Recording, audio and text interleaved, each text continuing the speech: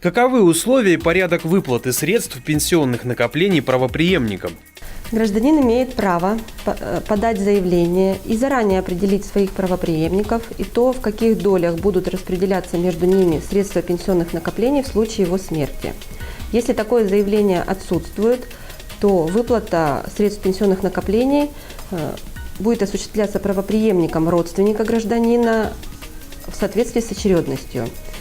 Выплата родственникам одной очереди осуществляется в равных долях. Для получения средств пенсионных накоплений правопреемникам необходимо не позднее 6 месяцев со дня смерти гражданина обратиться в ПФР или НПФ с заявлением.